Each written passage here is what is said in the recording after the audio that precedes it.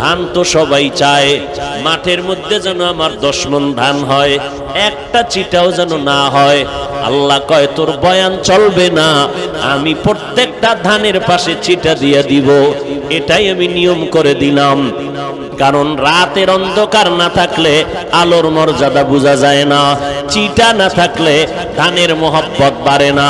ঠিক এই জমিনের মধ্যে সব মানুষ কালেমাওয়ালা হবে না, সব মুসলমান জান্নাতি হইয়া মরতে পারবে না।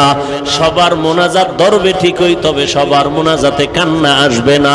কেউ চিৎকার দিয়া কাঁদবে, আর একদল তাকায় তাকায় হাসবে আর কইবে দেখ লজ্জা নাই কেমনে বুড়া মানুষটা কান্না করে। এটাই আমি আল্লাহর নিজাম, এটাই নিয়ম।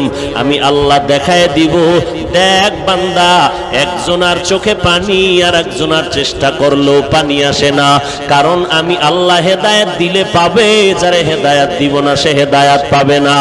নবীর বয়ানে যদি আবু জাহাল হেদায়েত না পায়, আমার মতো মোল্লার বয়ানে কোনো হেদায়েতের চিন্তাও করা যায় না।